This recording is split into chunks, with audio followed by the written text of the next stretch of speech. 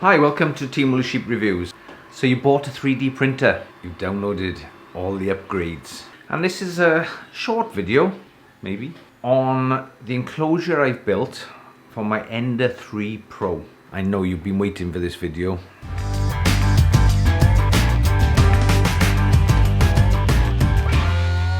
I would just like to say this is not a step-by-step instructional video on how to build an enclosure. I've built an enclosure. I had no plans, no dimensions. I simply measured the printer and built the enclosure to suit the size of the printer. And during this video, I'll give you some ideas, not to tell you how to do it, but to inspire you how to do your own. You may have a different printer to the Ender 3 Pro, in which case the dimensions will be totally different. But I found a few little nifty ideas that I found helpful, and hopefully it'll work out well for your 3D printer enclosure build. I print in the conservatory.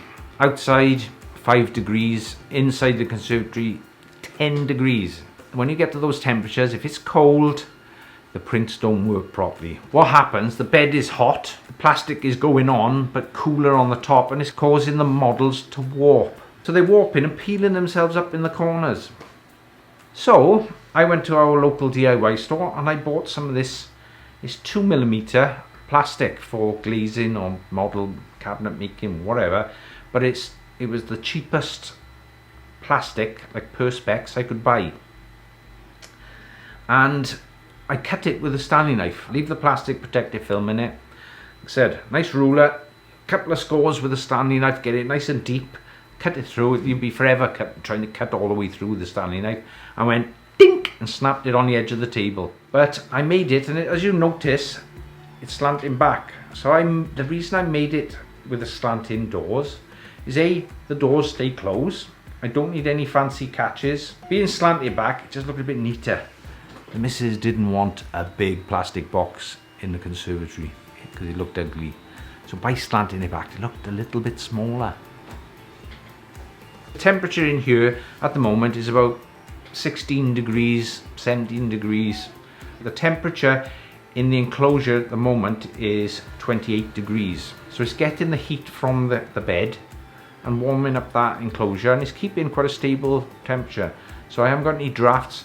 Now when you're printing ABS, cold drafts will cause it to warp terribly. It's not a good plastic for printing in cold weather or cold drafts. So ABS is better. It needs to be a stable temperature because the bed is a lot hotter. I think it's about like 70-80 degrees when you're printing with ABS. So the bed temperature is a lot hotter, so the outside temperature would cause it to warp and peel.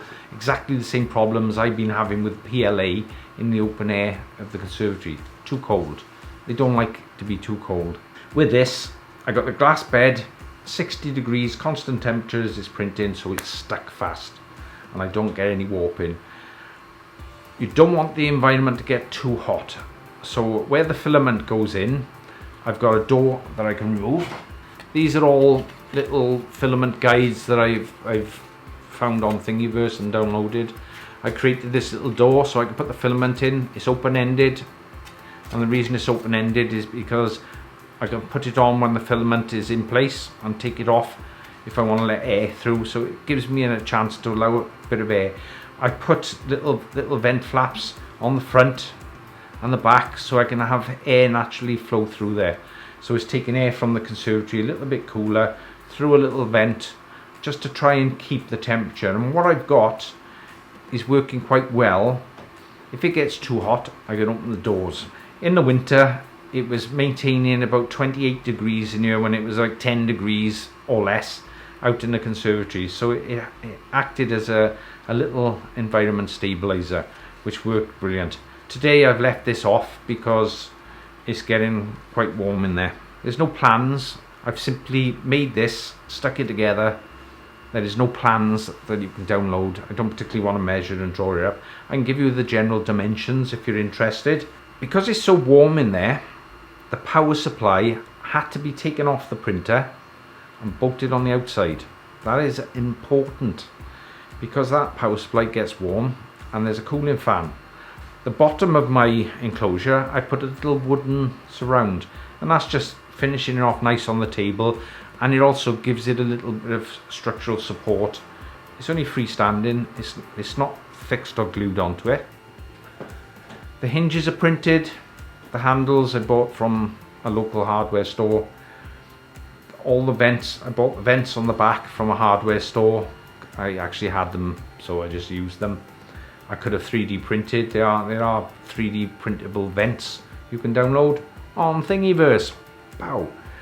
The brackets for the power supply from Thingiverse. At first, I decided I was going to put this together with a silicone sealant, but what I found is the silicone sealant wasn't sticking, and it was coming off quite easily. It wasn't staying bonded to the plastic that I wanted.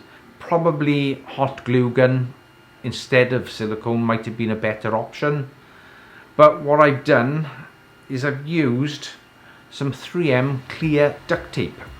You can't even notice it's on there, but it's giving it that flexibility and the strength that I needed, and it stuck quite well. The silicone was a bad move, so like I said, what I've done, cut them to size. I used the clear tape, job done. I've drawn in an earth wire, earthed the frame from the power supply, so the earth that's coming up on the mains cable then goes to the frame of the unit. The power supply was bolted to the frame, so all I've done is made sure I got the same potential by putting an earth cable from the chassis or from the case of the power supply to the frame of the unit. That's something I thought was quite important. And the 24 volts was just simply on a plug. I've got another 24 volts which I've put LED lights on. As you can see, I've got lights on the model. I just thought it's easier to see whether it's printing, whether it's failing. When in the night, I don't need the light on in the conservatory. I can come out here, just see how it's going. Another little feature which is quite cool is I've got a camera. I got one of these cameras. It's a cheap camera from Amazon. This is the YI camera, letter Y, letter I. And I've got that looking at the print. If I go to work and just check in every now and again, I can watch it and thought, oh, that's going really well, it's almost finished. But what if it's going wrong? So I bought one of the little Sonoff Wi-Fi controllers, and I got an app on my phone where I can turn lights on and off. And so I've added one of them to the mains lead. I bought a plug-in socket type one, so that I can turn it off on the app on my phone. So if I pick up my phone and I look at the app on the phone, I see that it's going wrong. I can open my EV link, and as you can see, 3D printer. Hit that button and the power goes off for the printer. If it's finished and it's just sat there idle, I can turn it off. Right, as you can see, it's actually printing. With the door closed, it's nice and quiet. You open the door,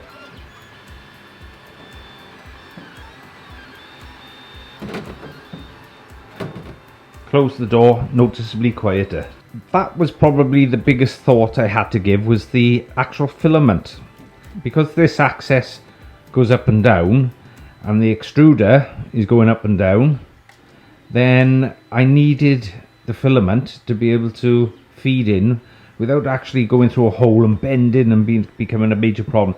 So I found this slot. It was actually the slot for the Ikea coffee table hack, where you could put two tables, one on top of the other, and fit it in, which was okay, but it was big and ugly looking thing. I wanted to be able to open the door and remove the door without having to disconnect the filament. As you can see, I've got a magnet there, and there's a magnet stuck on the side, and basically that magnet holds it on. A little hook on the bottom, so I can simply hook it into the plastic, drop it into place, and the magnet just keeps it there. That works perfect. That was absolutely perfect. I got the vents on the top. They're conventional vents. I bought them from one of the DIY stores that you can open and close, so when it's really cold I can close them to allow it to warm up quicker. The temperature is running at the moment.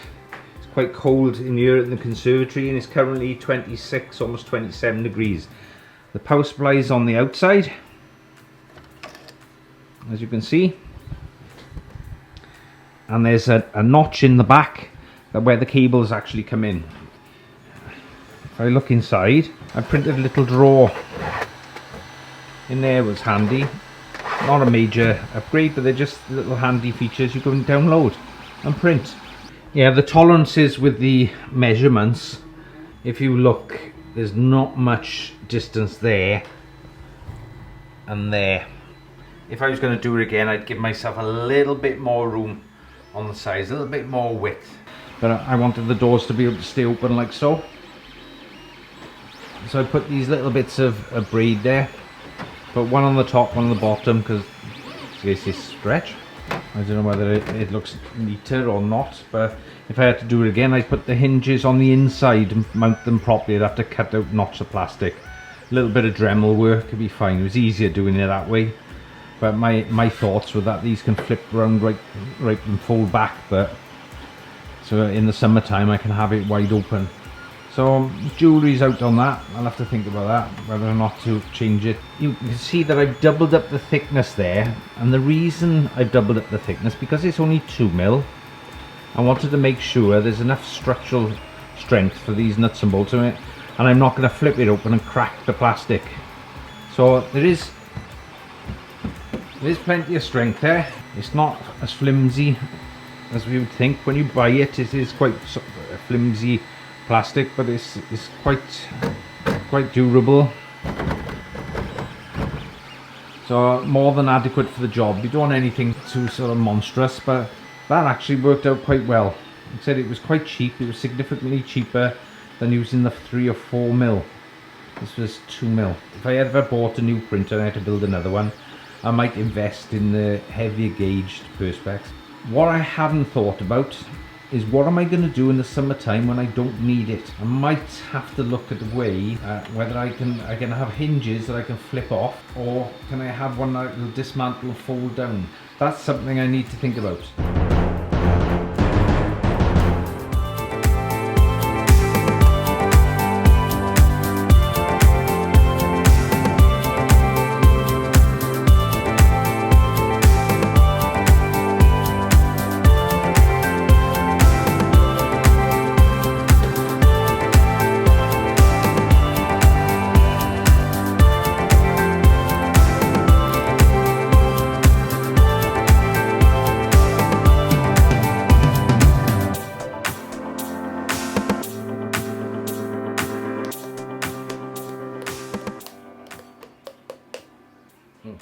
Well, I hope you found that interesting. That was the enclosure for my Ender 3 Pro. Like I said, there's no end of things you can print. Like, how about that? But that's on there says Jumper T16.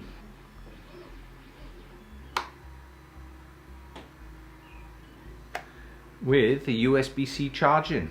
If you're interested, then this is coming soon. But this is the new V2 model. You can buy the upgrade bits, but there's a few things I want to point out and talk about.